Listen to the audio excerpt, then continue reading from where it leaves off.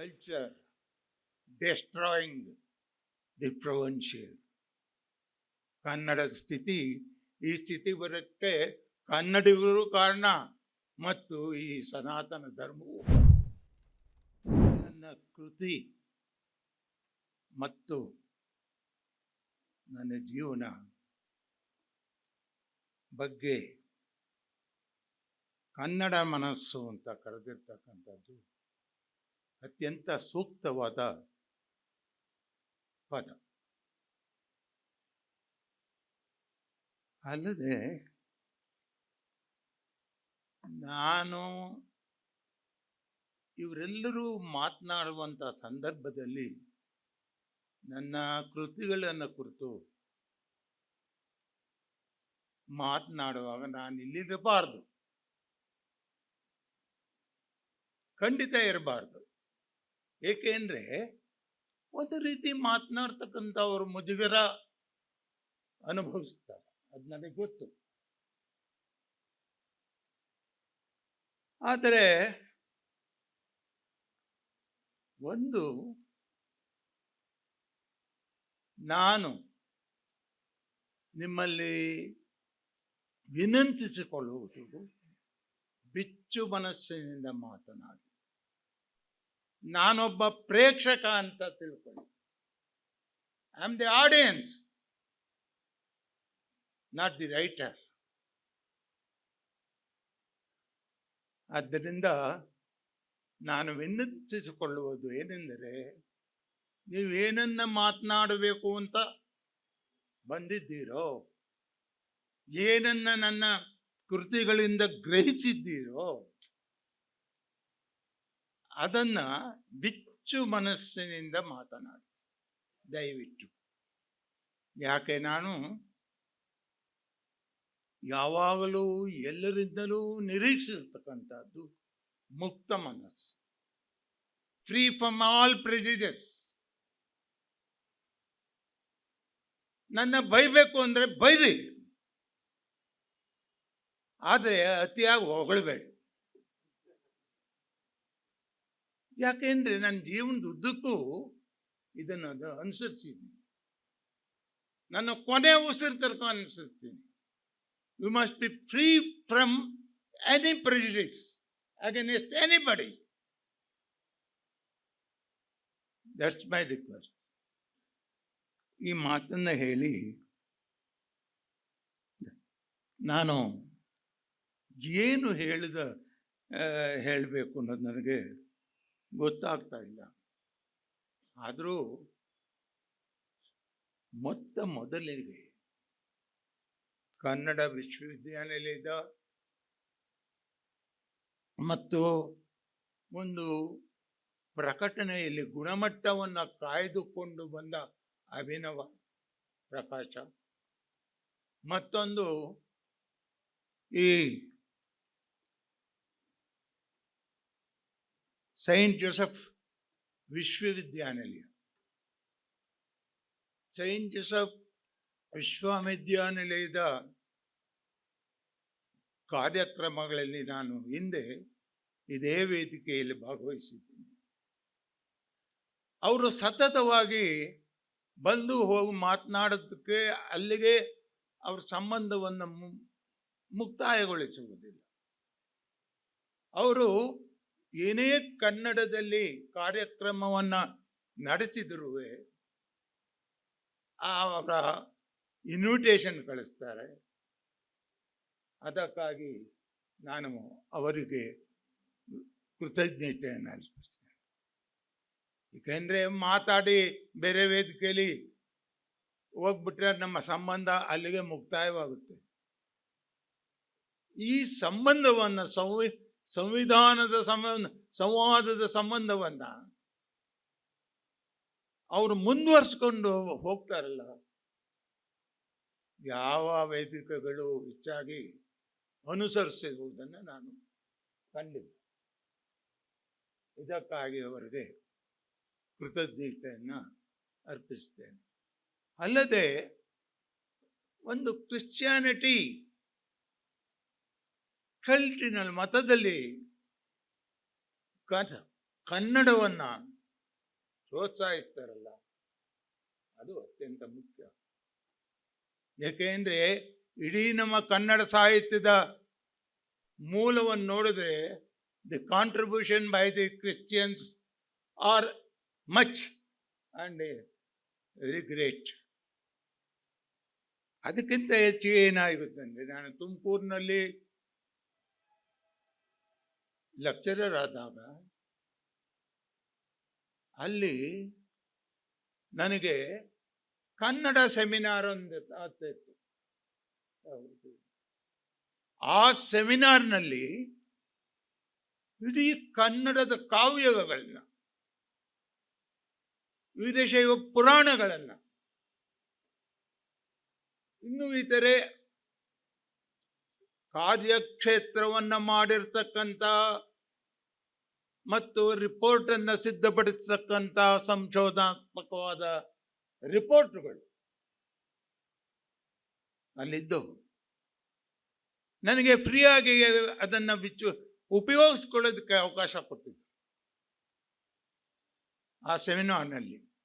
ಅನಂತರ ಆ ಸೆಮಿನಾರ್ ಬಗ್ಗೆ ಅಲ್ಲಿಂದ ಶಿಫ್ಟ್ ಆಯ್ತೋ ಏನೋ ಗೊತ್ತಿಲ್ಲ ನನಗೆ. ಅದೊಂದು ಅತ್ಯಂತ ಮುಖ್ಯವಾದದ್ದು. ಎರಡನೇದು ಗುಬ್ಬಿ ಅಂತ ಇದೆ, ಅಲ್ಲೇ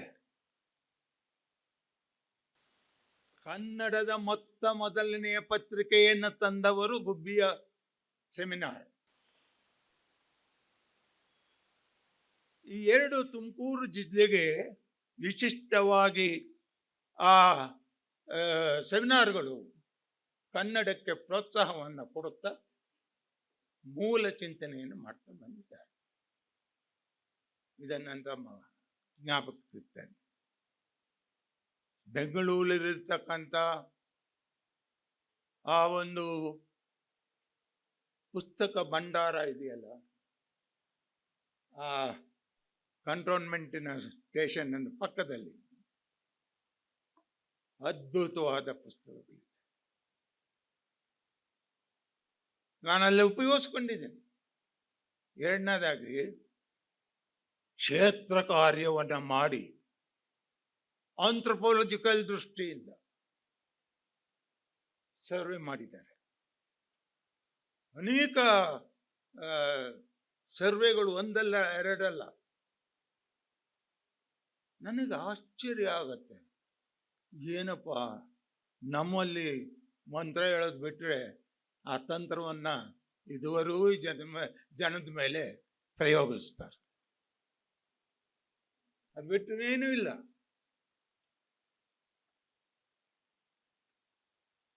ದೇವಾಲಯಕ್ಕೆ ಹೋಗಿ, ಬೇರೆ ಬೇರೆ ಇದಕ್ಕಾಗಿ ಇವತ್ತು ಅವೆಲ್ಲ ದುಡಿಮೆಯ ವ್ಯಾಪಾರದ ಕೇಂದ್ರಗಳಾಗ್ತದೆ. ಏನಿದು? ಆ ದೇವಾಲಯಗಳು ಪ್ರಾಚೀನದ ಅವರ ಗುರು ಏನು, ಈಗ ಗತಿ ಏನು? ಅದು ಅಲ್ಲಿ ಏನು ರಾಶಿ ಚೊರ್ದು ಸಾಲ ಕುಂತ ಎಣ್ಸೋದು ನೋಡಿದೆ, ಇದೇನಪ್ಪ ಟಂಕಶಾಲೆಯೋ ಇಲ್ಲ ದೇವಾಲಯವೋ? ದೇವಾಲಯವೋ. ಇದು ನಾಚಿಕೆ ಆಗುತ್ತೆ ನನಗೆ. ಅಲ್ಲಿ ನೋಡಿದ್ರೆ ವೀರಶೈವರು ದಾಸೋಹ ಅಂತ ಹೇಳಿ ಮಣಗಟ್ಲೆ, ರಾಶಿಗಟ್ಲೆ ಬಜ್ಜಿ ತೋರಿಸ್ತಾರೆ, ಅನ್ನದ ರಾಶಿ ತೋರಿಸ್ತಾರೆ, ಟೆಂಪ್ಟ್ ಮಾಡ್ತಾರೆ ಜನಗಳನ್ನ. ಇದೇನಿದು? ಎಲ್ಲಿಗೆ ಬಂತು ನಮ್ಮ ಆಲೋಚನೆ, ಚಿಂತನೆಗಳು? ನಿಜಕ್ಕೂ ನನಗೆ I don't want to live. I want immediately the death. I cannot see all these dirty things. ಇಷ್ಟು ಹೇಳಿ ನನಗೆ ಮೊದಲಿಗೆ ಈ ಕನ್ನಡ ವಿಶ್ವವಿದ್ಯಾನಿಲಯ ಗುಣಮಟ್ಟದ ಪ್ರಕಾಶವನ್ನು ಕಾಪಾಡಿಕೊಂಡು ಬರತಕ್ಕಂಥ ಅಭಿನವ ಪ್ರಕಾಶನ ಮತ್ತು ಕನ್ನಡದ ಕಾರ್ಯಕ್ರಮಗಳಿಗೆ ವೇದಿಕೆಯನ್ನು ಕೊಟ್ಟು ಕಾರ್ಯಕ್ರಮಗಳನ್ನು ನಡೆಸ್ತಕ್ಕಂಥ ಸೈಂಟ್ ಜೋಸೆಫ್ ವಿಶ್ವವಿದ್ಯಾನಿಲಯಕ್ಕೆ ಈ 2 ವಿಶ್ವವಿದ್ಯಾನಿಲಯಗಳು ಮತ್ತು ಪ್ರಕಾಶಕರು ಸೇರಿ ಅದಕ್ಕೆ ಮುಖ್ಯ ವ್ಯಕ್ತಿಯಾಗಿ ಕನ್ನಡ ವಿಶ್ವವಿದ್ಯಾನಿಲಯದ ಮುಖ್ಯಸ್ಥರಾದ ಡಾಕ್ಟರ್ ವೆಂಕಟಗಿರಿ ದಳವಾಯಿ ಅವರಿಗೆ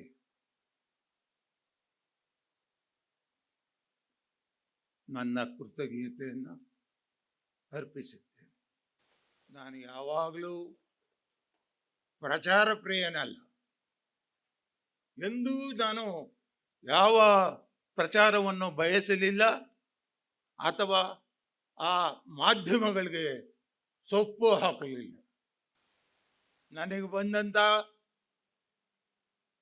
ಕೇಂದ್ರ ಸಾಹಿತ್ಯ ಅಕಾಡೆಮಿ ಬಂದಾಗ ಪ್ರಜಾವಾಣಿ ಪತ್ರಿಕೆ ಎಲ್ಲೋ 6ನೇ ಪುಟದಲ್ಲಿ ಬೇಕೋ ಬೇಡವೋ ಅಂತ ಹೇಳಿ ಪ್ರಕಟಿಸಿತ್ತು.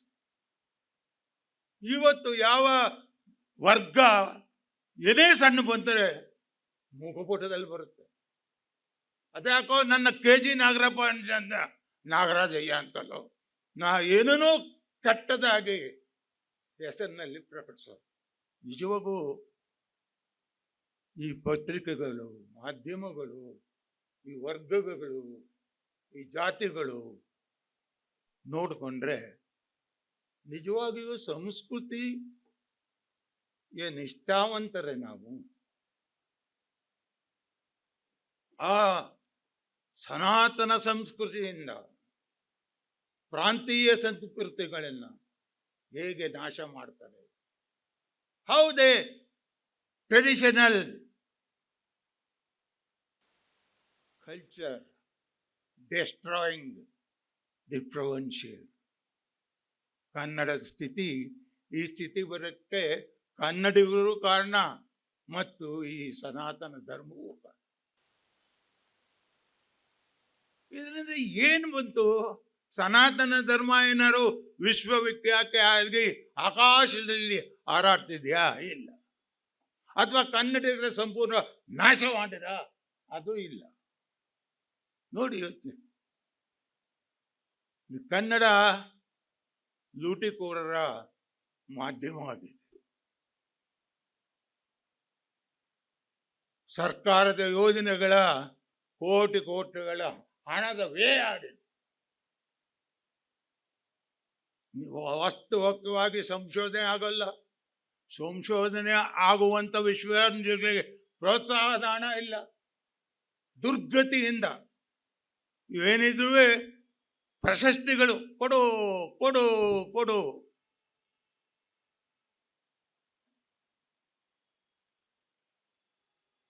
ಇದರಿಂದ ಕನ್ನಡ ಬೆಳೆಯುತ್ತದೆಯೇ? ಕನ್ನಡ ಪುಷ್ಟಿಗೊಳ್ಳುತ್ತಿದೆಯೇ? ಕನ್ನಡ ಬಲಿಷ್ಠವಾಗುತ್ತಿದೆಯೇ? ಪದೇ ಸರ್ವನಾಶ ಆಗ್ತಿದೆ. ಇದಕ್ಕೆ ಕನ್ನಡಿಗರು ಹೋರಾಡುತ್ತಿದ್ದಾರೆ? ಇಲ್ಲ, ಅವ್ರಿಗೆ ಬೇಕಿಲ್ಲ. ತಮಿಳುನಾಡು ನೋಡಿ, ಕೇರಳದಲ್ಲಿ ನೋಡಿ, ಮಹಾರಾಷ್ಟ್ರದಲ್ಲಿ ನೋಡಿ, ಹೇಗೆ ಅವರ ಭಾಷೆ ಮತ್ತು ಸಂಸ್ಕೃತಿಯನ್ನು ಭದ್ರವಾಗಿ ರಕ್ಷಣೆ ಮಾಡಿಕೊಂಡಿದ್ದಾರೆ. ಕನ್ನಡ ನಾಡಿನಲ್ಲಿ ಇಲ್ಲ. ಇವತ್ತು ಪ್ರಶಸ್ತಿ ಸ್ವೀಕರಿಸೋರು ಯಾರು? ಯೋಗ್ಯತೆ ಇಲ್ಲದವರು. ನಾನು ಬೆಚ್ಚು ನುಡಿಯಲ್ಲಿ ಮಾತನಾಡ್ತೀನಿ, ಯಾವನೂ ಹೆದರುವುದಿಲ್ಲ. ಯಾರು? ಎಷ್ಟು ಹಣ ವ್ಯಯ ಆಗ್ತಿದೆ. ಕನ್ನಡ ಸ್ವರೂಪದ ಹಿಂದೆ ಏನಾಗಿತ್ತು? ಜೊತೆಗೆ ಅದು ಕನ್ನಡದ ಭಾಷೆಯೇ. ಹುಡುಗರು ಹೋಗ್ತಾ ಇಲ್ಲ. ಶಾಲೆ ಕಾಲೇಜುಗಳು ಮುಚ್ಚೋ ಸ್ಥಿತಿ ಬಂದಿದೆ. ಯಾಕೆ? ಕನ್ನಡ ನಾಡಿನಲ್ಲಿ ಸಂಸ್ಕೃತಿ ನುಗ್ಗುತ್ತಾ ಇದೆ. Is this pure Kannada we are learning today? No. It is the Sanskrit imposing on Kannada. It is Sanskrit ಸನಾತನ ಧರ್ಮ ಅಂತ ಏನು ಹೇಳ್ತೀವೋ ಅದನ್ನ ಕಾಲದಲ್ಲಿ ನುಗ್ಗಿಸ್ತಾ ಇದೆ. The impact of Sanskrit on Kannada has spoiled and decreased. ಇದು ಬಿಟ್ಟು ಈಗ ಪಠ್ಯಪುಸ್ತಕಗಳು ಏನು ಆ ಕಮಿಟಿ ಮಾಡಿದ್ದೆ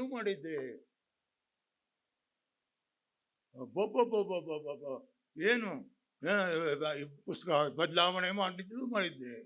ಈ ಸರ್ಕಾರ ಬಂತು ಕಿತ್ತಸಿರಿ, ಅವ್ರ ಸರ್ಕಾರ ಬಂತು ತಗ್ಗದ.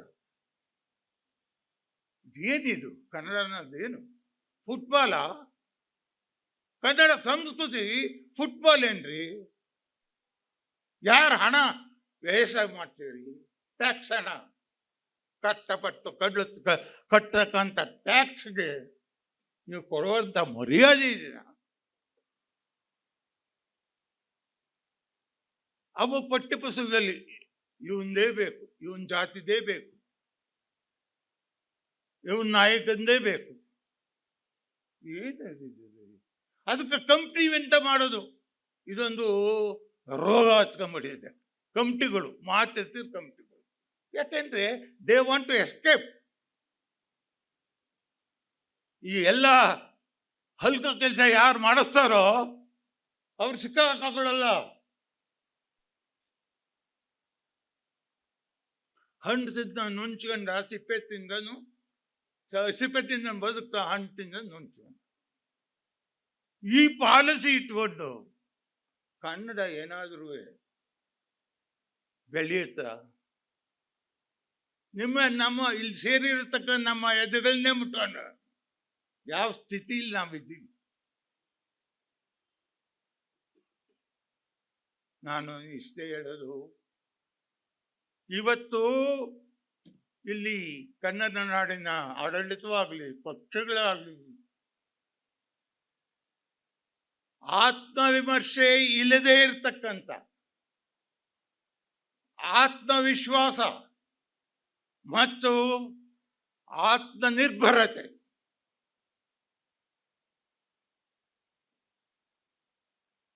ಇದು ಸ್ವಂತ ಆಪಾದನೆ ಮತ್ತು ಪರರ ಆಪಾದನೆ ಅಷ್ಟೇ. It is deceiving our self and the other absolve. ಯಾವನ್ಗಾದ್ರೂ ಆತ್ಮವಿಮರ್ಶೆ ಇದೆಯೇನ್ರಿ? ಏನು ಎಲ್ಲ ಪ್ರಚಾರ, ವಿಚಾರ ಇಲ್ಲ, ಆಚಾರ ಇಲ್ಲ, ಬರೀ ಪ್ರಚಾರ.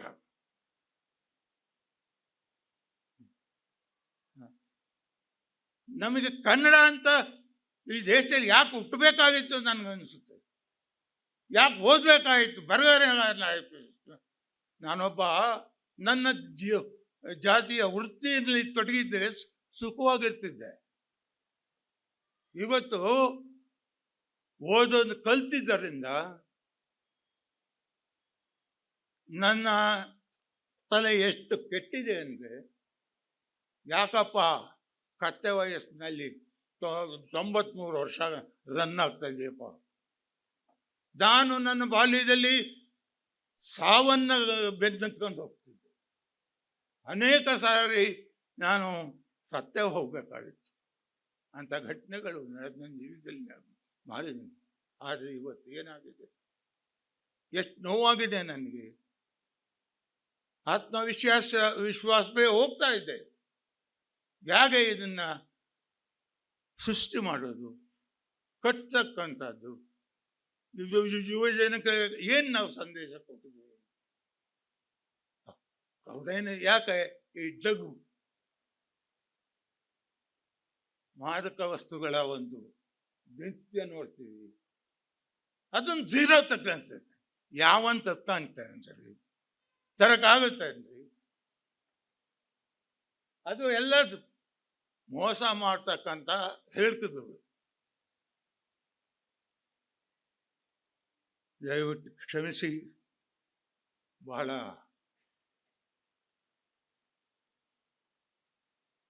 ನಿಮಗೆ ಅಪ್ರಿಯವಾದ ಮಾತುಗಳನ್ನ ಹೇಳಿದ್ದೀನಿ. ಅದು ನಾನು ಇವತ್ತೇ ಅಲ್ಲ, ನನ್ನ ಕೃತಿಗಳಲ್ಲೂ ಹೇಳ್ತಾ ಬಂದಿದ್ದೀನಿ. ಇವರು ನಿಮ್ಮ ಬದುಕಿನ ವಿಷಯವನ್ನು ಮಾತಾಡಿ, ಬರಹದ ವಿಷಯವನ್ನು ಮಾತಾಡಿ ಅಂತ ಹೇಳಿದ್ದಾರೆ. ಈಗಾಗಲೇ ಟೈಮ್ ಕಳೆದು ಬಿಟ್ಟಿದ್ದೀನಲ್ಲ, ಇನ್ನು ಒಂದಿಷ್ಟು ನಿಮಿಷ ಮಾತನಾಡ್ಬೋದು. ಒಂದು 15 ನಿಮಿಷ ಮಾತಾಡ್ಬೋದಾ?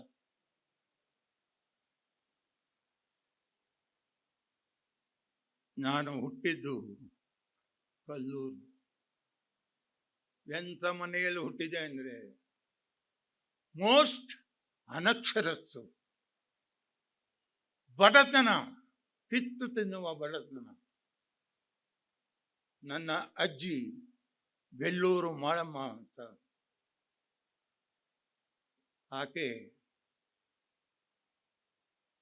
3 ಜೀವಗಳ ಹೊಣೆಗಾರಿಕೆಯಿಂದ ತತ್ತರಿಸಿ ಹೋಗಿ, ನನ್ನ ತಾಯಿ ತಮ್ಮನ ಅವನು ಹುಟ್ಟಿಸ್ಬಿಟ್ಬಿಟ್ಟು ಒಬ್ಬ ಮಗಳನ್ನ ಹೊಟ್ಟ ಹೋದ. ನನ್ನ ಅಜ್ಜಿ ಒಬ್ಬಳೇ ದುಡಿಬೇಕಾಗಿ ಬಂತು. ಹೆಂಗೆ ದುಡಿಬೇಕಾಗಿ ಬಂತು ಅಂದರೆ, ನನಗೆ ಇವತ್ತೂ ಅವರು ದುಡಿತದ ದಿನಗಳನ್ನು ನೆನೆಸ್ಕೊಂಡ್ರೆ ನಾನು ಮನುಷ್ಯನ, ಇದು ದೇಶ ಅಂತ ನಾನು ಅನಿಸ್ತಿದ್ದೆ. ಕಡು ಬಡತನ, ಅನಕ್ಷರ, ಇಡೀ ವಂಶದಲ್ಲಿ ಯಾವ ತಲಾಂತರದಲ್ಲಿ ಯಾವ ವಿದ್ವಾಂಸನೂ ಇಲ್ಲ, ಅಕ್ಷರಸ್ಥನೂ ಇಲ್ಲ. ಆವಾಗ ಅವ್ರು ಯಾವ ಇದನ್ನು ಮಾಡ್ತಿದ್ರು. ನಾನು ಹುಟ್ಟೋದಕ್ಕಿಂತ ಮೊದಲೇ ಹೆಸರು ನಿಶ್ಚಿತವಾಗೋದು. ಏಕೆಂದರೆ ನಮ್ಮ ತಾಯಿಯ ತುಂಬು ಗರ್ಭಿಣಿಯಲ್ಲಿ ನನ್ನ ತಂದೆ ಅನ್ಯ ಹೆಂಗಸಿನ ಸಂಪರ್ಕದಿಂದ ಬಿಟ್ಟ. ಆಗ ನನ್ನ ಅಜ್ಜಿಯ ಹೊಣೆಗಾರಿಕೆ ಹೆಚ್ಚಾಯಿತು. ಅದು ನೆನೆಸ್ಕೊಂಡಾಗ ಅವನೊಬ್ಬ ಗೂಂಡ, ಅವ್ರಿಗೇ physically, mentally he was controlling that village. ಅವಾಗೇನು ನಮ್ಮ ಪಾಪ ಹೆಂಗಸರು ಅಜ್ಜಿ ಏನು ಮಾಡಬೇಕು ಹೇಳ್ತೀನಿ, ಹೊಲದ ಕೆಲಸ, ಅವ್ರವ್ರ ಮನೆ, ಬ್ರಾಹ್ಮಣರ ಮನೆ ಭತ್ತ ಕೊಟ್ಟೋದು,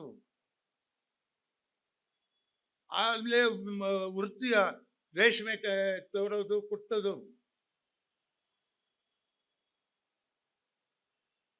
ನೆನೆಸ್ಕೊಂಡ್ರೆ ಇವತ್ತು ಕಣ್ಣೀರು ಬರ್ತದೆ.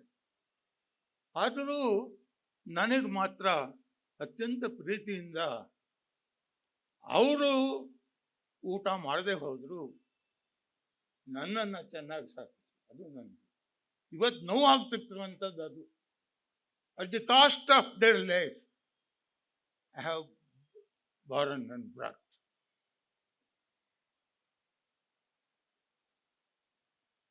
ಅವಾಗ ಒಂದು ಅಂತ ಕೂಲಿ ಕಾಡಿಗೆ ಹೋಗಿ ಸೌದೆ ಹೊರೆಯನ್ನು ತಂದು ಮಾಡ್ತೀನಿ.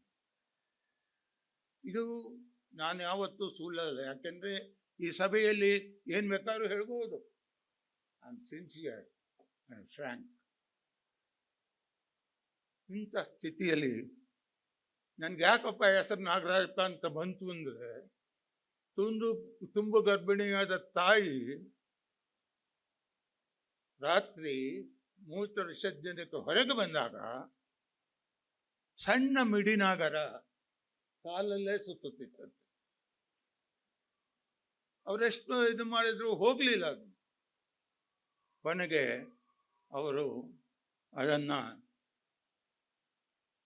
ಕನಸಿನಲ್ಲಿ ಕಾಣೋಕ್ಕೆ ಶುರು ಮಾಡ್ತಾರೆ. ಅದಕ್ಕೆ ಆವಾಗ ಅವರು ಅರ್ಕೆಗೆ ಹೊತ್ತರು. ಹೆಣ್ಣಾದರೆ ನಾಗರತ್ನ ಅಂತ ಇರ್ತೀನಿ, ಗಂಡಾದರೆ ನಾಗರಾಜಪ್ಪ ಅಂತ ಇರ್ತೀನಿ. ಇಷ್ಟೇ. ನನಗೇನು, ನಾನು ದಿನಾಚರಣೆ, ನನ್ನ ದಿನಾಚರಣೆ ಬರ್ತ್ಡೇ ಎಂದೂ ಆಚರಿಸ್ಕೊಂಡೆ. ತಿಳ್ಕೊಳ್ಳಿ, ಇವತ್ತಿಗೂ ಅಲ್ಲ, ಮುಂದಕ್ಕೂ ಅಲ್ಲ. ನನಗೆ ಹಾಕ್ರಿ, ಶ್ರೀಸಾಮಾನ್ಯರು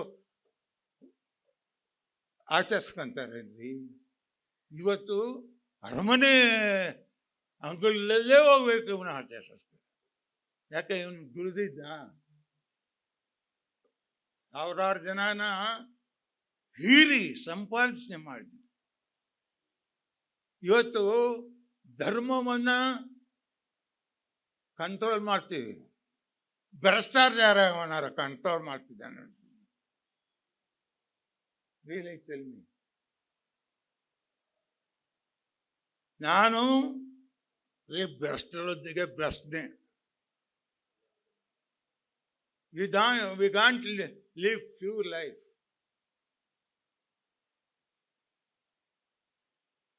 ಆಗ ನಮ್ಮ ತಾಯಿ ಹೀಗೆ ಹೆಸರಿಟ್ರು. ಅವ್ರೂ ದುಡಿಯೋದಕ್ಕೆ ಸುಮ್ಮನೆ ಮಾಡಿದ್ರು.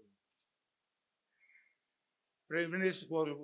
ನನಗೆ ಇನ್ನೊಂದು ವಿಷಯ, ಅವಾಗೇನು ಕಲ್ಪನೆ, 1 ವರ್ಷ ಬಂದಾದ್ಮೇಲೆ ನಮ್ಮ ಮನೇಲಿ ಗಂಡಸಿಲ್ಲ. ನಮ್ಮ ಮನೆ ಮುಂದೆ ಸಂತೆಗೆ ಹೋಗ್ಬೇಕಾಯ್ತು, ಒಂದು ಸಣ್ಣ ಮಾಳಿಗೆ ಮನೆ. ನಾನು ಹೆಂಗಸದೇ ಒಂದು ಊರು, ಗಂಡಸದೇ ಒಂದು ಊರು ಅಂತ ಕಲ್ಪನೆ. ಆ ಸಂತೆಗೆ ಹೋಗೋ ತಂದೆ ತಾಯಿಗಳಲ್ಲಿ ಮಕ್ಕಳು ಹೋಗುವಾಗ ಅಪ್ಪ ಅಪ್ಪ ಅಪ್ಪ ಅಂತ ಹೋದಾಗ, ನಾನು ಅಪ್ಪ ಅಪ್ಪ ಅಂತ ಅವ್ನು ಹೋದರೆ, ನಿಮ್ಮಪ್ಪ ಅಲ್ಲ, ನಿಮ್ಗೆ ಅಪ್ಪನೇ ಇಲ್ಲ. ಈಗ ಅಪ್ಪ ಇದ್ದು ಅಪ್ಪ ಇಲ್ಲದ ಹಾಗೆ ನಾನು ಬದುಕಬೇಕಾದ ಅವಸ್ಥೆ ನನಗೆ. ಸ್ಕೂಲ್ಗೆ ಹೋಗೋ ವಯಸ್ಸಿನಲ್ಲಿ ನನ್ನ ತಾಯಿ ಈ ಪಕ್ಷಿಗಳನ್ನ, ಈ ಪ್ರಾಣಿಗಳನ್ನ ಕೈಕಾಲು ಕಟ್ಟಿ ಹೊತ್ಕೊಂಡು ಹೋಗ್ತಾರಲ್ಲ, ನನಗಿಷ್ಟ ಇಲ್ಲ. ಮೇಷ್ಟ್ರು ಹೊಡೆಯೋರು ಅವಾಗ ಭಾಳ ಕಷ್ಟ. ಆ 2 ಕಾಲು ಕೈ ಕಟ್ಟಿ ತಗೊಂಡೋಗಿ ಹೆಸರು ಬರೋದು. ಅದೊಂದು ನಮ್ಮ ತಾಯಿ ಅವ್ರು ಬಿಳಿಲ್ಲ, ಅನಕ್ಷರ ಸಾಧುವೆ ಹೇಗಾದ್ರೂ ಮಾಡಿ ಇವನು ಅನಕ್ಷರ ಮಾಡಬೇಕು. ಅನಂತರ ನನಗೆ ಇಂಥ ಒಂದು ಸ್ಥಿತಿ. ಪ್ರೈಮರಿ ಸ್ಕೂಲ್ಗೆ ಹೋದರೆ ಮಿಡ್ಲ್ ಸ್ಕೂಲ್ಗೆ ಹೋಗ್ತಿದ್ದೀನಿ, ಮಿಡ್ಲ್ ಸ್ಕೂಲ್ಗೆ ಹೋದರೆ ಹೈಸ್ಕೂಲ್ಗೆ ಹೋಗ್ತೀನಿ ಅಂತ ಇಲ್ಲ, ಹೈಸ್ಕೂಲ್ಗೆ ಹೋದರೆ ಕಾಲೇಜ್ಗೆ ಹೋಗ್ತೀನಿ ಅನ್ನೋದಿಲ್ಲ. Insecurity, instability haunted my life.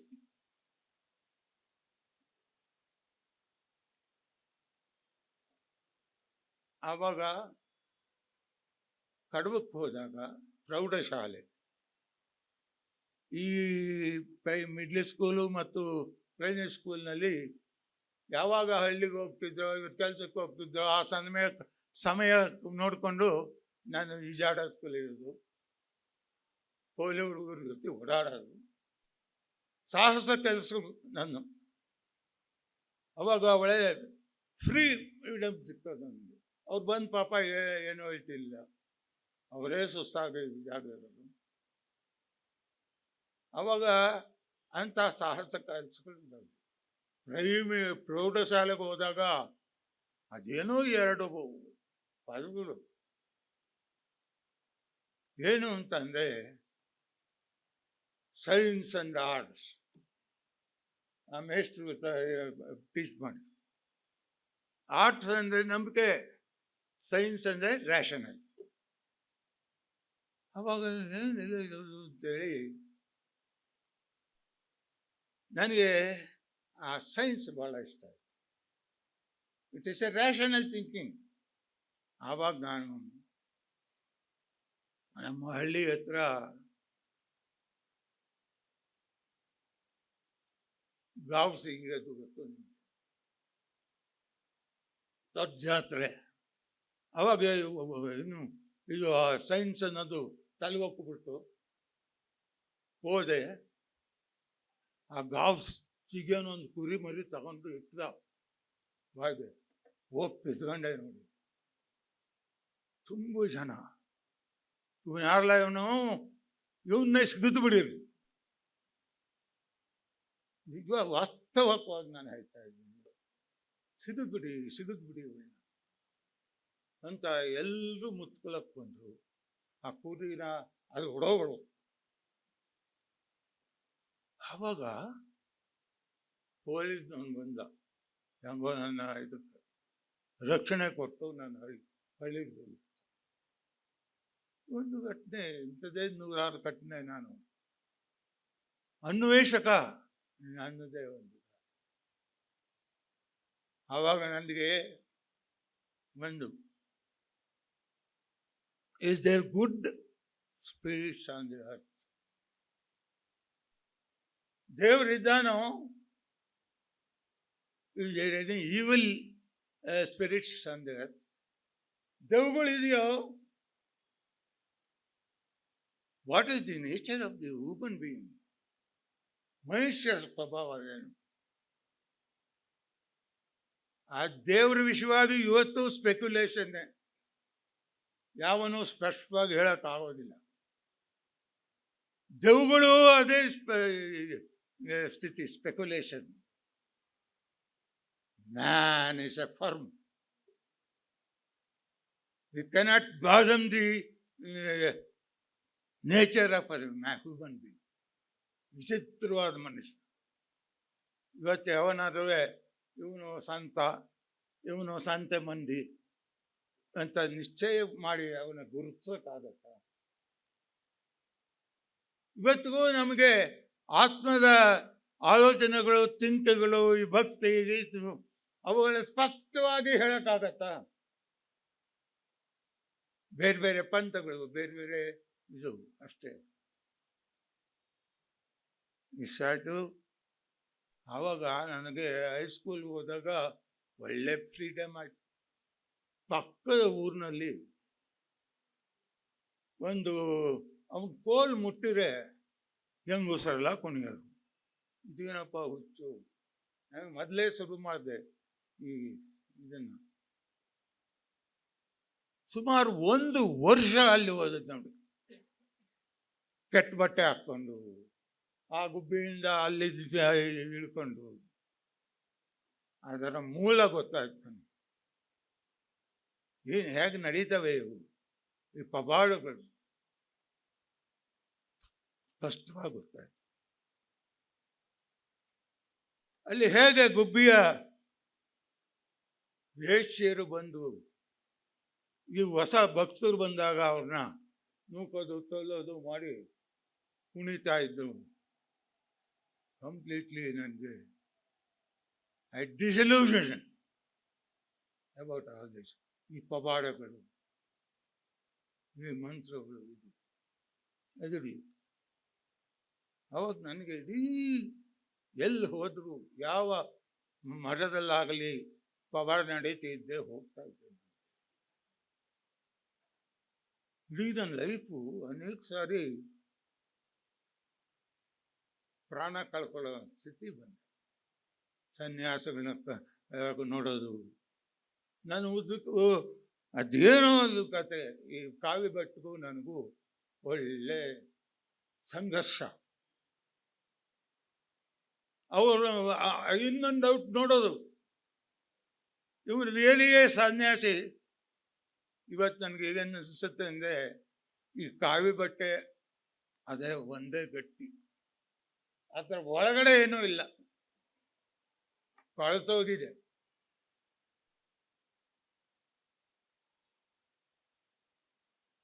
ನಾನು ಬೇಜಾರು ಮಾಡ್ಕೋಬೇಡಿ. ಯಾಕೆಂದರೆ ಇವೆಲ್ಲ ಪರೀಕ್ಷೆ ಮಾಡಬೇಕಾದ್ರೆ ನಮ್ಮ ಪ್ರಾಣನ ಬಿಟ್ಬಿಟ್ಟಿರ್ಬೇಕು. ಪ್ರಾಣ ಹಿಡ್ಕೊಂಡು ಎಲ್ಲ ಸಂಶೋಧನೆ ಮಾಡೋಕ್ಕಾಗಲ್ಲ. ಆವಾಗ ನನಗೆ ಯಾವಾಗ ಇದಕ್ಕೆ ಬಂದವು ಈ ಮನುಷ್ಯ ಸೊಸೈಟಿ ಬಿಹೇವಿಯರು, ಈ ಸನ್ಯಾಸಿಗಳ ಬಿಹೇವಿಯರು ಇವನ್ನೆಲ್ಲ ಸಂಶೋಧನೆ ಮಾಡಬೇಕು. ಪಾಪ ನಮ್ಮ ಒಂದ್ಸಾರಿ ಇದೆಲ್ಲ ಬೇಜಾರಾಗಿ ರಾಮಕೃಷ್ಣ ಆಶ್ರಮಕ್ಕೆ ಸೇರ್ಬಿಡೋಣ ಅಂತ ಪ್ರಯತ್ನ ಮಾಡಿದೆ. ಆವಾಗ ನನಗೆ ಹೇಳ್ದೆ ಕೇಳ್ದೆ ಮಡ್ರಾಸ್ ಕೊಟ್ಟೋಗ್ಬೇಕು, ಅಲ್ಲಿ ಸೇರ್ಬಿಡ. ಅಲ್ಲಿ ಸೇರೋಣ ಅಂತ ಹೋದ್ರೆ ರೈಲ್ ಇಳಿತೀನಿ, ಯಪ್ಪ ಯಪ್ಪ ಆ ಬಸ್ಲೇ ಇರೋ ಹುಡುಗರು ಆ ಬಡತನ ಆ ತಮಿಳ್ನಾಡಿನ ಪರಿಸ್ಥಿತಿ ನೋಡಿ ತಿರ್ಗಾ ಆ ಸ್ಟೇಷನ್ನಲ್ಲೇ ಮಲಗಿಬಿಟ್ಟು ವಾಪಸ್ ಬಂದರೆ ಬೆಂಗಳೂರಿನಲ್ಲಿ ನನ್ನ ಹತ್ರ ಕಾಸಿತ್ತು. ಆ ಪೊಲೀಸನ್ನು ಕರ್ಕೊಂಡು ಹೋಗಿ ಆ ಕಡೆ ಅದು ಕಿತ್ಕೊಂಬಿಟ್ಟ. ಏನು ಮಾಡೋದು? ಸೊ ಅಲ್ಲಿಂದ ರೈಲ್ ಕಂಬಿಲೇ ತುಮಕೂರು ಕಡೆ ಕೊಟ್ಟೆ. ಕತ್ತಲು ಗೊತ್ತಿದ್ದ ದಾರಿ, ಆದರೆ ಕಂಬಿಲಿದ್ದರೆ ಅಲ್ಲೊಂದು ಆಶ್ರಮ ಇತ್ತು, ಲಕ್ಷ್ಮಣರ ಆಶ್ರಮ ಸ್ವಾಮಿ ಅಂತ. ಆ ಮನುಷ್ಯ ವಾರಕ್ಕೊಂದ್ಸಾರಿ ಒಂದು ಗಂಟೆ ಬಂದು ದರ್ಶನ ಕೊಟ್ಟು ತಿರ್ಗ ಒಳಗಡೆ ಹೊಟ್ಟೋಗೋಣ. ನಾನು ಹೋಗಿದ್ದು ಬೇರೆ ದಿವಸ. ಏನು ಇದು? ಅವರು ಯಾಕೆ ಬಂದ್ರಿ, ನಾವು ಊಟ ಹಾಕ್ತೀವಿ, ಭಾನುವಾರ ತಕ್ಕ ಇದ್ದು ಉಂಡು ಅವ್ರು ನೋಡ್ಕೊಂಡು ಹೋದ್ವಿ. ನಾನು ಭಾನುವಾರ ತಕ್ಕ ಇರೋಕ್ಕಾಗಲ್ಲ. ಆಗನೇ ಅವನು ಗುಂಡಿ ಬೇರೆ ಮಾಡ್ಕೊಂಡು ಒಳಗಡೆ ಸೇರ್ಕೊಂಡು ಒಂದು ರೌಂಡ್ ಹಾಕಿದೆ. ಹೆಂಗೋ ಅವನಿಗೆ ಗೊತ್ತಾಯ್ತು, ನನ್ನ ಒಂದು ಸ್ಥಿತಿ ಅರ್ಥವಾಯ್ತು. ಬಾಗಿಲು ಬಲ್ದ. ಈ ಬಸ್ಸು ಬಾಯ್ ಬೇಡ್ಕೊಂಡು ಸುಮಾರು ಏನು ಮಾಡ್ತೀನಿ ನೀನು? ತಕ್ಷಣ ಅದು ಏನು, ಈ ಪ್ರಪಂಚ ಹತ್ತು ಅಂತ ಉಗ್ದು ಬಿಡು, ಭಗವತೆ ಇಟ್ಕೋ ಬಾವಿ. ಇವಾಗ ನೀನು ಊರು ಬಿಟ್ಟು ಹೋಗಿದ್ದೆ, ಮೊದಲು ಮನೆಗೆ ಹೋಗು. ಇಲ್ಲಿ ನಮ್ಮ ತಾಯಿ ಅಜ್ಜಿ ಬಾಯಿಗೆ ಏನಪ್ಪ ವಂಶತ್ತು ಕುಡಿ ಹಿಂಗೆ ಆಗೋಗಿಲ್ಲ. ಆಮೇಲೆ ಏನು ತಿರ್ಗಾ ಓದೋದು ಬೇಡ, ನೀನು ಬಿಟ್ಟುಬಿಡು, ಕೂಕೋ ಮಗ್ಗಕ್ಕೆ ಸುಳಿ. ನನಗೆ ಇಷ್ಟ ಆಗಲಿಲ್ಲ. ತಿರ್ಗಾ ಹೆಂಗೋ ಬಂದು ಪಾಸ್ ಆಯಿತು. ಮೈಸೂರಿಗೆ ಆನರ್ಸ್ಗೆ ಹೋಗ್ಬೇಕು. ಶಿವಕುಮಾರ ಸ್ವಾಮಿಗಳು ನನಗೆ ಸಹಾಯ ಮಾಡ್ತೀನಿ ಅಂತ ಹೇಳಿ ಹೋಗಿ ಗಾದೆ ಹೋಗಿ ಏನು ನೋಡ್ಬಿಟ್ಟು, ನಾನು ಹೆಂಗಿದೆ ನಿನ್ನ ಸಹಾಯ ಮಾಡಲಿ? ನಿಮ್ಗೆ ಎಷ್ಟು ಜನ ಹುಡುಗರಿಗೆ ಸಹಾಯ ಮಾಡೋದು? ಯಾರು 3 ಕಾಸು ತಂದು ವಾಪಸ್ ಕೊಡಲ್ಲ. ಖಡಾಖಂಡಿತವಾಗಿ ಹೇಳಿದರು. ಆಮೇಲೆ ಮುಗೀತು. ವಿದ್ಯಾಭ್ಯಾಸ ನಿಲ್ಸೋಣ, ನಾನು ಇದು ಮಾಡೋಣ ಅಂತ ಕಡಬದಲ್ಲಿ ಒಬ್ಬ ವೈಶ್ಯ ಅಜ್ಜಿ ಇತ್ತು. ಹಾಗಾಗಿ ಕಡಲೆ ಬೀಜ ಅದು ತಿನ್ನಿ ದುಡ್ಡು ಕಾಸು ಕೊಟ್ಟು ಅವರು ಭಾಳ ಆತ್ಮೀಯರಾದರು. ಅವಾಗ ಅವರು ಅವರ ಕಡುಬು ನೋಡ್ಕೊಂಡು ಹೋಗೋಣ ಅಂತ ಹೋಗಿ, ಏನು ಇನ್ನು ಸಪ್ಪಗೆ ಬಂದಿದೆಯಲ್ಲ, ತಕ್ಷಣವೇ ದಯವಿಟ್ಟು ನಿಲ್ಲಿಸ್ತೀನಿ. ತಕ್ಷಣವೇ ಏನು ಮಾಡಿದ್ರು ಅಂದರೆ ಅವರು, ಯಾಕೆ ಹಿಂಗೆ ನಮ್ಮ ವಿದ್ಯಾಭ್ಯಾಸ ನಿಲ್ಲಿಸ್ತೀನಿ, ಮನೆಗೆ ಹೋಗಿ ಲಾಳಿಬಾಗ್ ಹಾಕ್ತೀನಿ. ಅದಕ್ಕವರು ಇದು ಅಂತ ಹೇಳಿ ಯಾರ್ದೋ ಮನೆಗೆ ಹೋಗಿ ತನ್ನ ಒಡವೆಗಳನ್ನ ಅಳವಿಟ್ಟು ಹಣ ತಂದು ಹೋಗು ಕಟ್ಟು ಮುಂದೆ ಇದು. ಆಮೇಲೆ ಹೋಗಿ ಕಟ್ಟಿದೆ. ಇನ್ನು ಹೋಗ್ಬೇಕಲ್ಲ ಮೈಸೂರಿಗೆ. ಅಲ್ಲಿ ಒಬ್ಬ ನಮ್ಮ ಊರಿನ ಫಿಸಿಕ್ಸ್ ಲೆಕ್ಚರ್ ಇದ್ದು 4-5 ಹುಡುಗರನ್ನ ಇಟ್ಕೊಂಡು ಇದು ಮಾಡ್ತಿದ್ರು. ಅವ್ರೇನು ಮಾಡಿದ್ರು, ಬಾ ನಮ್ಮ ಜೊತೆಲೇ ಇರು. ಇದ್ರೆ ಅವರೆಲ್ಲ ಶ್ರೀಮಂತರು. ನನ್ನೊಬ್ಬ ಸರ್ವೆಂಟು ಬಡವ ಕಂಡ್ರು. ನನಗೆ ತಕ್ಷಣ ನನಗೆ ಆತ್ಮ ವಿಶ್ವಾಸ ಇತ್ತು ನನಗೆ ಯಾವಾಗಲೂ. ಯಾವಾಗ ಅವರು ನನ್ನನ್ನು ಕೆಲಸ ಕಾರ್ಯಗಳಿಗೆ ಹಾಕೋಣಕ್ಕೆ ಶುರು ಮಾಡಿ ಅವರು ಟ್ರೀಟ್ ಮಾಡಿರೋ, ಬೇಜಾರಾಯಿತು. ಅವತ್ತೇ ಸ್ಮಶಾನಕ್ಕೆ ಕೊಟ್ಟೋದೆ. ಆ ಎರಡು ಸುಡುವ ಸ್ಮಶಾನ ಮತ್ತು ಉಳುವ ಸ್ಮಶಾನ. ಆ ಸುಡುವ ಸ್ಮಶಾನದ ವಾಸನೆ ಕುಡ್ಕೊಂಡು ಆ ಸಮಾಧಿ ಮೇಲೆ ಮಲಗ್ಬಿಟ್ಟು, ಯಾರೋ ನಮ್ಮಲ್ಲಿ ಹೋಟ್ಲಿನಲ್ಲಿ ಒಬ್ಬ ಕೆಲಸಗಾರ ಇದ್ದ. 6 ರೂಪಾಯಿ ಇಸ್ಕೊಂಡು ಊರು ಹೋದೆ. ನಮ್ಮ ಅಜ್ಜಿಗೆ ಹೇಳಿದೆ, ಓದ್ಬೇಡ, ನನಗೆ ಸಾಕು, ನಾನು ದುಡಿತೀನಿ. ಆಕೆ ಬೈದರು. ಥೂ ಅಂತ ಹೇಳಿ, ಯಾಕೆ ನಾವು ಊರಿಗೆ ಬಂದಿದ್ಯಾ? ಇದ್ದು ಒಂದಿಷ್ಟು ಅವರಿಗೆ ಸಾಮಾನು ಕೊಟ್ಕೊಂಡು 6 ರೂಪಾಯಿ ಹೋಗು, ಇನ್ನೂ 4 ಮನೆ ಕೆಲಸ ಕರಿತೀವಿ, ಹೋದ್ ಮುಂದುವರ್ಸು. ಬಂದ ಎಲ್ಲಿರೋದು? ಬೇರೆ ಫ್ರೆಂಡೆಲ್ಲ ಇತ್ತು. ಯಾರು ಎಲ್ಲಿ ಇದು ಮಾಡ್ಕೊಳೋದು? ಆವಾಗ ನೋಡಿದೆ, ಕೊಡವಾರಹಳ್ಳಿ ಅಂತ ಇದೆ, ದಲಿತರ ಕಾಲೋನಿ. ಅಲ್ಲೋದೆ, ರೂಮ್ ಕೊಡಿ. ಇಲ್ಲ, ನೀನು ಉತ್ತಮ ಜಾತಿಯನ್ನು ಕೊಡಲ್ಲ ನಾವು.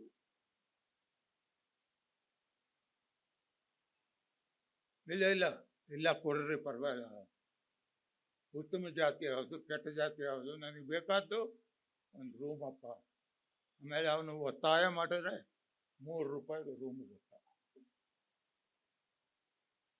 ಇದು ನನ್ನ ವಿದ್ಯಾಭ್ಯಾಸದ ಇರಲಿ.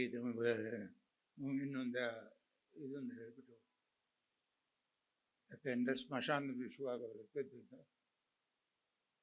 ನನಗೆ ಸ್ಮಶಾನವೇ ಪವಿತ್ರವಾದ ಸ್ಥಳ, ಶಾಂತವಾದ ಸ್ಥಳ, ನಂಬಿಕಾರವಾದ ಸ್ಥಳ ಅನ್ನಿಸ್ತು. ಯಾಕೆಂದರೆ ರುಂಡಧಾರೆಯ ದೇವಾನುದೇವತೆಗಳಿದ್ದಾರೆ. ಆ ಹೆಣ್ಣು ದೇವತೆಗಳಿಗೆ ಯಾಕೋ ಬಹಳ ಕ್ರೂಯಲ್. ಆವಾಗ ನನಗೆ ಅಮಾವಾಸ್ಯೆ ದಿವಸ, ಪೌರ್ಣಮಿ ದಿವಸ ದೆವ್ವ ಸಿಗ್ತಾವ, ಹುಡುಕೋಣ. ಆ ಸುಡ ಮುಂದೆ ಕೂತ್ಕೊಳೋದು, ಅದ್ರ ವಾಸನೆ ಕುಡಿಯೋದು, ಅದೇ ನನಗೆ ಖುಷಿ ಆಯಿತು. ಆ ಹೋಳಿ ಮುಂದೆ ಶಿವರುದ್ರಪ್ಪನವ್ರನ್ನೂ ಕರ್ಕೊಂಡು ಹೋಗಿದ್ದೀನಿ. ಅವ್ರ ಮಕ್ಕಳ ಕೈಲಿ ಮೂಳೆ ಹಾಯಿಸಿದ್ದೀನಿ, ಶಿವರುದ್ರಪ್ಪನವ್ರ ಕೈಲೂ ಹಾಯಿಸಿದ್ದೀನಿ. ಅದೊಂದು ಹಂತ. ನಾನೇನು ಯಾರಿಗೂ ಹೇಳ್ಕೊಬೇಕಾಗಿಲ್ಲ. ಅವರ 50-60 ಪತ್ರಗಳಿದೆ, ನಾನು ಇವತ್ತು ಯಾರಿಗೂ ತೋರಿಸೋದು. ನನಗೆ ಬೇಕಾಗಿಲ್ಲ. ನನ್ನ ಆತ್ಮಶೋಧನೆ. ಅವಾಗ ಎಂತೆಂಥ ಘಟನೆಗಳನ್ನು ನಡೀತು ಅಂದರೆ, ಒಂದು ದಿವಸ ಮಾತ್ರ ಸುಡುವಂಥ ಇದರಲ್ಲಿ ಪ್ರಜ್ಞೆ ತಪ್ಪು. ಕೈ ಇದ್ದಕ್ಕಿದ್ದಾಗೆ ಆ ಸುಡೋ ಹೆಣದ ಕೈ ಚಾಚಿತು. ಯಾಕೋ ಹಿಂಗೆ ತಗೊಂಡೆ, ಒಂದಿಷ್ಟು ಇದು ಬಂತು, ಬೂದಿ. ಆ ಬೂದಿ ಬಂದರೆ ಅದ್ಯಾಕೋ ನನಗೆ ಒಂದು ಲೈಟು ಅಲ್ಲಿಂದ ಆಕಾಶದ ಕೆಳಗಡೆ ಒಂದು ಲೈಟು ಬೀಕನಿಂಗ್ ನಾನು ತೋರಿಸ್ಕೊಂಡು ಹೋಯ್ತು. ಅರಮನೆ ಹತ್ರಕ್ಕೆ ಹೋಯ್ತು. ಅಲ್ಲಿ ಹರಿಶ್ಚಂದ್ರ ಘಾಟ್ ಇದೆ. ಅಲ್ಲಿ ಹೋದಾಗ ನನಗೆ ಒಂದು ಕಾಲದಲ್ಲಿ ಇದನ್ನು ನೋಡಿದರೆ 3 ಗಂಟೆ ಹೊಡೆಯಿತು. 3 ಗಂಟೆ. ಆವಾಗ ತಿರ್ಗಾ ರೂಮ್ ಹೋದೆ. ಏನಿದು ಬೂದಿ ಬಂತಲ್ಲ. ಒಬ್ಬ ಸನ್ಯಾಸಿ ಅವನು ಇದಕ್ಕಿದ್ದಾಗ ಹೇಳ್ತಾನೆ ಅಂತ, ನಿನ್ನ ಜೋಬಲ್ಲಿದೆ ತೆಗಿ, ನಿಂದಿದೆ ಇದು ಯಪ್ಪ ಇದೇನು. 1-2 ಸರ್ಕಲ್ ನೋಡಿದೆ. ಅವನ ಜನ ಹೇಳೋದು ಗುಂಪು ಇತ್ತು. ಈಗಲೂ ಮಠದ ಗುಂಪಿದೆ, ಇದರ ಗುಂಪು ಇದೆ. ಆ ಗುಂಪಿಲ್ಲದೆ ದೇವರು ಅಸ್ತಿತ್ವವೇ ಇಲ್ಲ ಇವತ್ತು ತಿಳ್ಕೊಂಡು. ಆಮೇಲೆ ತಗೊಂಡೋಗಿ ಇರಲಿ ಅಂತ ಇಟ್ಟೆ. ಅದು ನಾವು ಆವಾಗ ಒಂದು ಸ್ವಲ್ಪ ನನ್ನ ಸ್ನೇಹಿತ ಇದ್ದ, ನೀನೇ ಬಾರ ನಾನು ರೂಮಿಗೆ ಇದ್ದ, ಸರಸ್ವತಿಪುರಮ, ಅವರು ಮನೆ ಕಟ್ಟಡ ಇದ್ದರು, ಬಾವಿ ತೋಡ್ಬಿಡೋರು, ಹಿಂಗೆ ಏನೂ ಮಾಡ್ತಿರ್ಲಿಲ್ಲ, ಹಂಗೆ ಆಗ್ತಿದ್ರು. ನಾವಿದ್ದು ರೂಮಿನ ಆ ಮಗು ಬಿದ್ದುಬಿಡು ಬಡ್ಕೊಂತಾಳೆ. ಅವ್ರ ಗಂಡ ಬೆಂಗಳೂರ ಕೆಲಸ, ಬಡ್ಕೊಂತಾಳೆ, ಯಾರು ಬರಲ್ಲ. ಬೀದಿಲಿ ಸತ್ತದಾಗ ಯಾರು ನೋಡ್ತಾರ, ಮೊಬೈಲ್ ಹಿಡಿತಾರೆ. ಆಮೇಲೆ ಏನ್ ಮಾಡೋದು, ಅವಾಗ ನನಗೆ ಶಕ್ತಿ ಇತ್ತು. ದಪ್ಪಂತ ಧುಮುಕಿ ಆ ಹುಡುಗನ ಎತ್ಕೊಂಡೆ, ಮಡ್ಡು ಬರೋದು ಹೆಂಗೆ ಸುತ್ಕೊಂಡು ಅವಾಗ ಯಾವನಿಗೂ ಇಲ್ಲ. ಆಮೇಲೆ ಹೇಳಿದೆ, ಒಂದು ಸರ್ವೆ ಕಂಬ ಇಳಿ ಅಡ್ಡಡ್ಡ ಒಂದು ಹಗ್ಗ ಬಿಡಿ, ಆ ಮಗುವನ್ನ ಇದನ್ನು ಮಾಡಿ ಮೇಲಕ್ಕೆ ತಗೊಂಡು ಬಂದೆ, ಇಟ್ಟೆ. ಬೆಳಿಗ್ಗೆ ಜರ ಏನು ಅಂತ ನೋಡಂತಳಿ ಅಂತ ಈ ಬೂದಿ ಹಚ್ಚಿಸಿದೆ, ಅದು ಜ್ವರ ಹೊಟ್ಟೋದು. ನನಗೆ ಆಶ್ಚರ್ಯ ಆಯಿತು, ಎಲ್ಲ ಇದೇನಿದು ಇಂಥದ್ದು, ಹಿಂಗೆ ಬೂದಿ ಮಾಡ್ಕೊಂಡೇ ಬದುಕೋದಲ್ಲ ಅಂತ.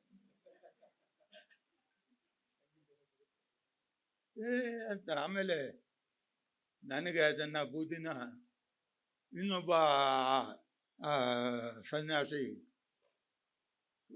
ಸರ್ಕಲಲ್ಲಿ, ನಿಮ್ಮ ಇದೇ ಇದೆ ಅದೇ ಇದೆ, ಜನ ಎಲ್ಲ ಆಶ್ಚರ್ಯರು, ನೀನು ನನಗೆ 2 ರೂಪಾಯಿ ಕೊಡಬಲ್ಲೆಯ, ನನ್ನ ಹಾಲಿದೆ, ಅವನ ತಗೋ, ನೀನು ಕೊಡಬಲ್ಲೆಯ, ನೀನು ಕೊಡಬಲ್ಲೆ. ಅವರು ಏನು 2 ರೂಪಾಯಿ 3 ಬಾವಾಗ ಕಡಿಮೆ, 1 ರೂಪಾಯಿಗೆ 2 ಸೇರು ಹಾಲು. ನನ್ನ ಹತ್ರ ಬಂದ, ನೀನು ಕೊಡಬಲ್ಲೆಯ, ನಾನು ಕೊಡಲಲ್ಲೇ. ಅವರೇ ಸಿಸ್ಟುವಂತು ನಿಂತ್ಕೊಂಡ್ಬಿಟ್ಟ, ಬೂದಿ ತೆಗೆದ ಹಿಂಗೆ ಕೊಟ್ಟು, ಏಯ್ ಮುಚ್ಚುಕೊಳಯ್ಯ, ನೀನು ಹೆಂಗಸು ತಿಪ್ಪೆಗೆ ಎಷ್ಟು ಬೂದಿ ತಂದಿದೀಯ, ನನ್ನ ಹತ್ರ ಒರಿಜಿನಲ್ ಬೂದಿ ಇದೆ. ಅವಾಗ ಜನ ಎಲ್ಲ ನೋಡ್ಕೊಂತಿದ್ವಿ, ನೋಡ್ದಲೇ ಇದ್ದೀನಪ್ಪ. ಜನ ಎಲ್ಲ ಯಾವ ಊರ ಮಗು, ಏನು ಮಾಡ್ತಿದ್ದೀವಪ್ಪ, ಯಾಕೆ ಅವನು ಇದನ್ನು ಕೆಣಕಿದೆ, ಏನು ಬೈತಾರೆ. ನಾನು ಕೇಳಿದೆ, ನೀನು ಒಂದು ದಿನಕ್ಕೆ ಎಷ್ಟು ಹಾಲು ಕುಡಿತೀಯ? 2 ಸೇರು ಕುಡಿತೀಯ, 4 ಸೇರು ಕುಡಿತೀಯ, ಎಷ್ಟತ್ತ ದುಡ್ಡು ಇಸ್ಕೊಂಡ? 50 ರೂಪಾಯಿನಷ್ಟು ಇಸ್ಕೊಂಡ. ಕಳ್ಕೊಂಡವ್ರು ನೀವು ದೊಡ್ಡ ಮಕ್ಕಳು, ನಾನು ಇವನು ಬುದ್ಧಿವಂತ. ಅದಲ್ಲ, ಎಷ್ಟು ಇಂಥದೇ ಇದು. ಆ ರಾಮಕೃಷ್ಣ ಆಸ್ಪತ್ರೆಗೆ ಹೋಗೋದು ಬಂದೆ, ಹೇಳಿ 2 ನಿಮಿಷಕ್ಕೆ ಮುಗಿಸ್ತೀನಿ. ಬಂದಾಗ ಅದೇ ಆ ಕೊಡಗಾರಹಳ್ಳಿಲಿ ದಲಿತರಲ್ಲಿ ಅಲ್ಲಿದ್ದೆ. ಆವಾಗ ಒಂದೇ ಹೊತ್ತು ಊಟ ಮಾಡ್ತಿದ್ದೆ, ಒಂದೇ ಬಟ್ಟೆ ಹಾಕ್ತಿದ್ದೆ, ಅದು ನಾನೇ ಹೊಲ್ಕೊಂಡು. ಅನಂತರ ಶಿವರುದ್ರಪ್ಪನವರು ಊರಿಗೆ ಹೋಗ್ಬೇಕು, ಮನೆ ಕಾಯ್ಕೋಬೇಕು. ಅದಕ್ಕೆ ಅಲ್ಲಿ ಬಂದರು, ಏನು ಇಲ್ಲಿದ್ದೀನಪ್ಪ ನೀನು, ಇನ್ನೆಲ್ಲಿರಬೇಕು?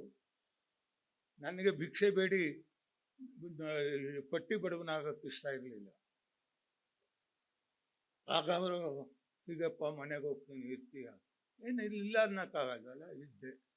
ಆ ಸಂದರ್ಭದಲ್ಲಿ ನನಗೂ ಅವ್ರಿಗೂ ಆತ್ಮೀಯತೆ ಬೆಳೀತು. ಅವರ 50 ಪತ್ರಗಳಿದೆ, ನಾನು ಪ್ರಕಟಿಸೋದಲ್ಲ, ನನಗೆ ಹೆಸರು ಬೇಕಾಗಿಲ್ಲ. ಅವು ಪ್ರಕಟಿಸಿದರೆ ಅದರ ಸ್ಥಿತಿಗತಿಗಳೇ ಬೇರೆ ಆಗುತ್ತೆ. ಆಮೇಲೆ ಆನರ್ಸ್ ಮುಗೀತು, ಎಮ್ಮೆಗೆ ಓದಬೇಕಲ್ಲ 1 ವರ್ಷ, ಇಲ್ಲಿದೇನು ಪ್ರಯೋಜನ, ಕೆಲಸ ಸಿಕ್ಕಲ್ಲ. ಅವಾಗ ಯಾಕಂದರೆ ನಮ್ಮ ಅಜ್ಜಿ ತಾಯಿ ಅನ್ನದ ಪ್ರಶ್ನೆ. ಆಮೇಲೆ ಅದೆಲ್ಲೋ ಎಮ್ಮೆಗೆ ಸೇರಿದೆ. ಆವಾಗ ನನ್ನ ಸ್ನೇಹಿತ ಅವರು ಸಹಾಯ ಮಾಡಿದರು. ನರಸಮ್ಮಯ್ಯ ಇದ್ದ, 12 ರೂಪಾಯಿಗೆ ಒಂದು ಊಟ ಕಾಸ್ಕೊಂಡು. ಆಮೇಲೆ ಈ ನಮ್ಮ ಶಿವರುದ್ರಪ್ಪ, ಪ್ರಭುಶಂಕರು ಒಂದು ಮಹಾರಾಜ ಕಾಲೇಜ್ ಹಾಸ್ಟೆಲ್ಗೆ ರಾತ್ರಿ ಒಂದು ಊಟ ಕೊಡ್ತಿದ್ರು. ಹಾಗಾಗಿ ನಾನು ಮುಗಿಸ್ದೆ. KRSನಲ್ಲಿ ಕನ್ನಡ ಪಂಡಿತ ಅಂತ, ಅಲ್ಲಿ ಭಾಳ ಖುಷಿಯಾಗಿತ್ತು. ಅಲ್ಲಿ ಒಬ್ಬ ಸ್ವಾಮಿ MBBS ಮಾಡಿದವನು, ಅವನದೇನು ಅಂದರೆ ಈ PWD ಇಂಜಿನಿಯರು, ಅವರು ಫಸ್ಟ್ ಕ್ಲಾಸ್ ಟಿಕೆಟ್ ತಗೊಳೋದು, ಇನ್ನೊಬ್ಬ ಇಂಜಿನಿಯರ್ ಅವರು ಅವನ್ನ ಸಾಕೋದು, ಅವನು ಲೆಕ್ಚರ್ ಕೊಡೋನು. ಆವಾಗ ನಾನು ಹೋದೆ, ಅಲ್ಲೇ ಇದ್ದೆ, ನಾನು ಮನೆ ಮಾಡ್ಕೊಂಡು. ಅವನು ಏನು ಮಾಡಿದ್ರು, ಎಲ್ಲ ಇಂಜಿನಿಯರ್ಸು ಒಳ್ಳೆ ಗಡದ್ದಾದ ಸಂಪಾದನೆ ಮಾಡ್ಕೊಂಡ್ರು. ನನ್ನ ನೋಡ್ದ, ಇವರು ಇಂಥವ್ರು ಸ್ಕೂಲ್ನಲ್ಲಿದ್ದಾರೆ ಅಂತ ಅವರು ಪರಿಚಯ ಮಾಡ್ಕೊಂಡು. ಅವನಿಗೇನು ವಿಶ್ವವಿದ್ಯಾಲಯ ಬಂದು ಅವ್ರ ಬದುಕೆ ಪ್ರೆಜುಡಿಸ್. ಕೊನೆಗೆ ಅವರ ಲೆಕ್ಚರ್ ಮಾಡಿದ ಒಂದು ಹೇಳ್ದ ಪ್ರಶ್ನೆ, what is your experience, what is your ಇದು ಅಂತ ಆಧ್ಯಾತ್ಮಿಕ ಇದ್ದೀನಿ. ನಾನು ಒಂದೇ ಮಾತು ಹೇಳಿದೆ, ನನಗೆ I don't want to tell you all the thing, I want to put one question.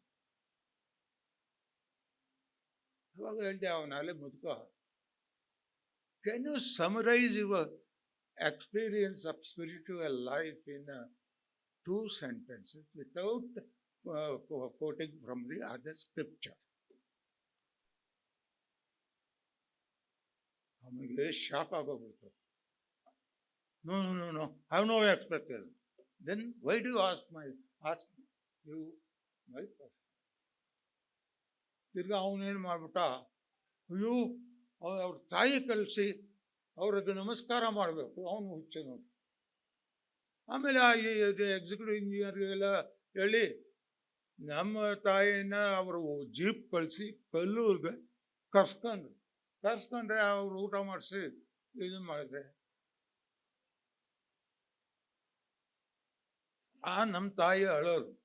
ಇಂಥ ಸರ್ಜನ್ ನಾನು ಇನ್ನು ನಿಲ್ಲಿಸ್ತೀನಿ. ಇಂಥದ್ದೇ ನನ್ನ ಅನುಭವ. ನಾನು ಅಲ್ಲಿ ಲೈಬ್ರರಿಯಲ್ಲಿ ಕಾಲ ಕಳೀತಿದ್ದೆ 24 ಗಂಟೆ.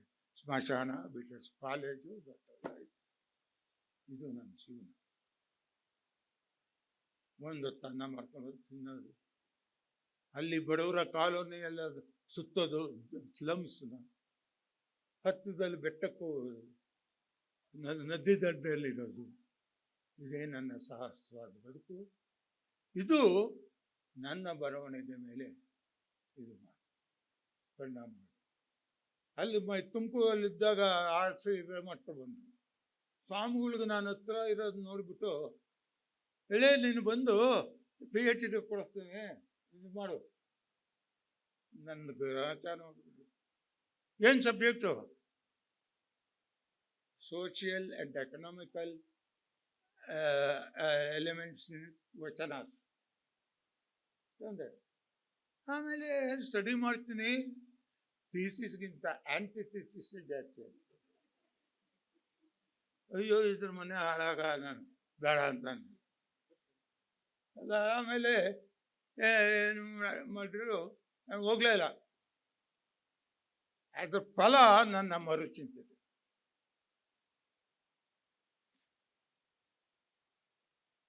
ಆಮೇಲೆ ಅವರ ಸಂಬಂಧ ಬೆಳೆಸಿದ್ರು ತುಮಕೂರಲ್ಲಿ. ಇನ್ನೊಂದು 10-7 ವರ್ಷ ಬಿಟ್ಕೊಂಡು ಬಂದರು. ಅದು ಸ್ವಾಮಿ ಹೇಳ್ತಾ ಇದ್ದೀನಲ್ಲ, ಹೇಯ್ ನೀನು ಯಾಕೆ ಬರಲಿಲ್ಲ, ನೀನು ಯಾಕೆ ಮಾಡಲಿಲ್ಲ? ಅವ್ರಿಗೆ ಏನು ಹೇಳೋದು ನಾನು, ಆಂಟಿಥೀಸಿಸ್ ಅಂತ. ಆಮೇಲೆ ನೀನೇನಾರ ಬರ್ಕೊಡಪ್ಪ, ಎಂಥದಾರ ಬರ್ಕೊಡು, ನಿನಗೆ ಇದನ್ನು ಕೊಡಿಸ್ತೀನಿ. ನನಗಂಥದ್ದೆಲ್ಲ ಬೇಕಾಗಿರಲಿಲ್ಲ. ಆಗಲೇ ನನಗೆ ಜ್ಞಾನ ಬಂದಿತ್ತು. ನಾನು ಆಗ ತುಂಬ ಓದ್ತಾ ಇದ್ದೆ. ನನ್ನ ಸೆಮಿನಾರ್ನಲ್ಲಿ ಓದಿದ್ದೇನು ಗೊತ್ತಾ? ಕನ್ನಡದಲ್ಲಿ ದೆವ್ವದ ಕಥೆಗಳು. ತೀನಂ ಶ್ರೀಕಂಠಯ್ಯ ಅವರೆಲ್ಲ ಗಾಬರಿಗಳು. ಇಂಥದ್ದೇ ನಂದು ದುಡಿಮೆದಲ್ಲ. ಇಂಥ ಇದರಲ್ಲಿ ನಾನು ಸನಾತನ ಧರ್ಮದ ಬಗ್ಗೆನೂ ಓದಿದೆ. Vedic and non Vedic study ಅಪಾರವಾದ ಇದಾಯಿತು. ಈಗಲೂ ನಾನು ಕಾಶ್ಮೀರಿ ಶೈವ, ತಮಿಳು ಶೈವ, ಕರ್ನಾಟಕ ಶೈವ, ವಾಟ್ ಆರ್ ದಿ ಡಿಫರೆನ್ಸ್ ಅನ್ನೋದನ್ನ ಸೀರಿಯಸ್ ಆಗಿ ಸ್ಟಡಿ ಮಾಡ್ತಾ ಇದ್ದೀನಿ. Kashmiri ಶೈವದಲ್ಲಿ Shaivism and tantric fused and integrated. ಇದರಲ್ಲಿ ದ್ವೈತ, ಅದು ತಮಿಳುನಾಡಿನಲ್ಲಿ, ಅಲ್ಲೂ ಶೈವಿಸಮ್ ಆ್ಯಂಡ್ ಇದಾಯಿತು. ಆದರೆ ವಚನಕಾರರು ವೀರಶೈವರು ಜಗಲಿಲ್ಲ, ಸಿದ್ಧರು ಸಾಮಾನ್ಯ ಅದು. ಅಲ್ಲಿ ತಂತ್ರಕ್ಕೆ ಬಗ್ಗೆ ಬಹಳ ರೆಬಲ್ಡ್.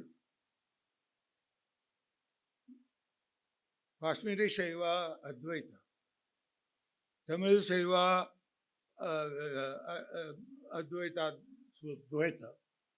ದ್ವೈತಾದ್ವೈತ.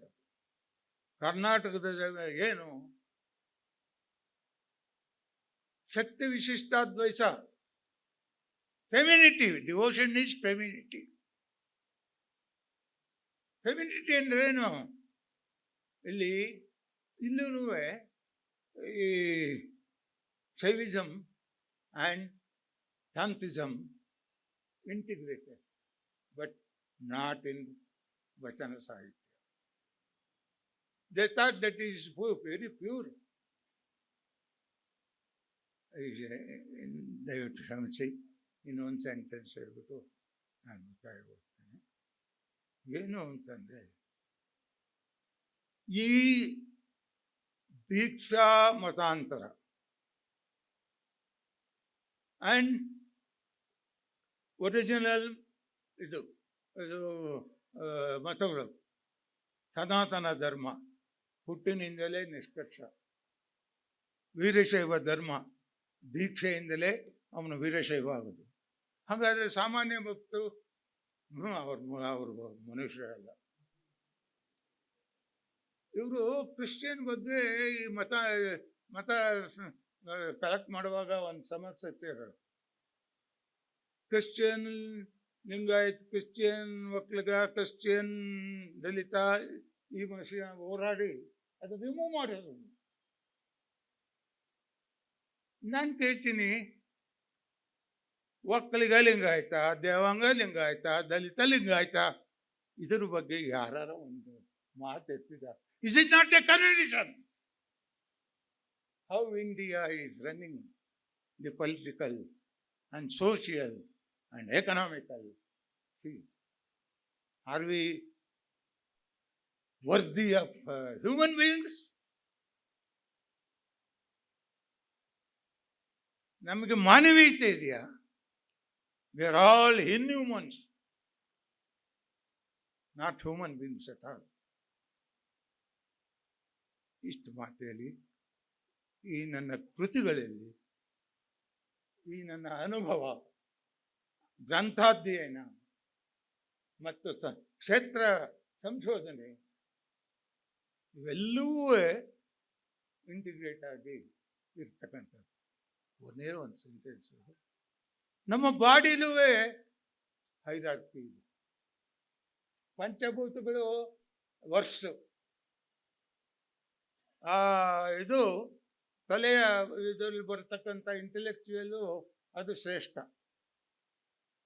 ಅಂದಾಗ ಬ್ರಾಹ್ಮಣರ ಯಜಮಾನಿಕೆ ಇತ್ಯಾದಿಗಳು ಶ್ರೇಷ್ಠ, ಶೂದ್ರ ಮತ್ತು ಇತ್ಯಾದಿಗಳ ಇದು ಕನಿಷ್ಠ, lower hierarchy.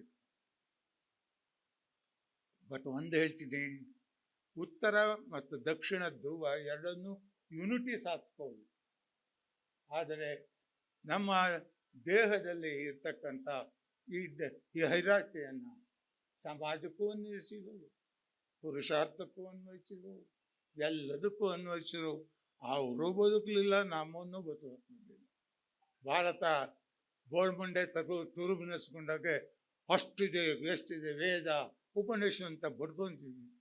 Wear is humanity, where is equality? ಈ ಇಂಟಿಗ್ರೇಟ್ ಸಾಧ್ಯವೇ ಇಲ್ಲ, ತಿಳ್ಕೊಳ್ಳಿ. ಆದರೆ ದೇಹದಲ್ಲಿ ಒಂದು ಹೇಳ್ತೀನಿ, ಯಾವನು ಅದನ್ನು ಅನ್ಫೋಲ್ಡ್ ಮಾಡೋದಿಲ್ಲ. ದೇಹದಲ್ಲಿ ಇಂಟಿಗ್ರೇಟ್ ಇದೆ. ದೇಹದಲ್ಲಿ ಈ ಹೈರಾರ್ಕಿ ಇದೆಯಲ್ಲ, ಇಂಟಿಗ್ರೇಟ್ ಇದೆ. ಅಯ್ಯೊಬ್ರು ಅದನ್ನು ಗುರುತಿಸಲಿಲ್ಲ ತಜ್ಞರು, ಇವರು ಅದನ್ನು ಗುರುತಿಸೋಕ್ಕೆ ಹೋಗಿಲ್ಲ. ಅದನ್ನು ಗುರುತಿಸೋದ್ರೆ ಮಾನವ ಸಮಾನತೆ ಸಾಧ್ಯ.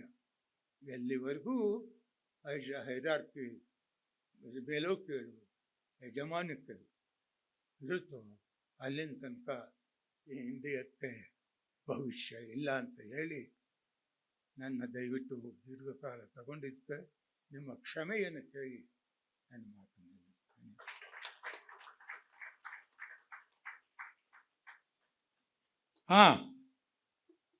ಈ ಪದ್ಯ ಯಾವಾಗಲೂ ಓದ್ತೀನಿ. ನನ್ನ ಬಾಲ್ಯದಲ್ಲಿ ಬರೆದದ್ದು, ಸ್ಟೂಡೆಂಟ್ ಆಗಿದ್ದ. ಪ್ರಬುದ್ಧ ಕರ್ನಾಟಕದಲ್ಲಿ ಪಬ್ಲಿಷ್ ಆಯಿತು.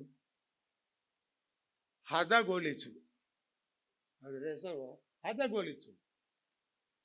ಕುರಿ ಮಂದೆ ಸಾಗುತ್ತಿದೆ, ಕುರುಚಿ ಗಿಡ ಸ್ವಾಗತಿಸುತ್ತಿದೆ. ಹೊಂಚಿ ಕುಳಿತಿದೆ ತೋಳ ಪೊದೆಯಲ್ಲಿ, ಬಗ್ಗಿ ಸಾಗುವಾಗ ಅದರ ಸುಳಿವೆಲ್ಲಿ. ಅವತಾರಗಳ ಪಟ್ಟಿ ಬೆಳೆಯುತ್ತಿದೆ, ಸಾಲಿಗನ ಪುಸ್ತಕದ ಚಕ್ರ ಬಡ್ಡಿಯಂತೆ. ಅವತಾರಗಳ ಪಟ್ಟಿ ಬೆಳೆಯುತ್ತಿದೆ, ಸಾಲಿಗನ ಪುಸ್ತಕದ ಬಡ್ಡಿಯಂತೆ. ಯಾರು ಬಂದರೂ ಬ್ರಹ್ಮಸ್ವರೂಪವೇ, ಏನು ನಡೆದರೂ ಅವನ ಆಟವೇ. ಶಂಕರನ ಮರಿಮಕ್ಕಳಿಗೆ ಎಲ್ಲಿಯ ಭೇದ?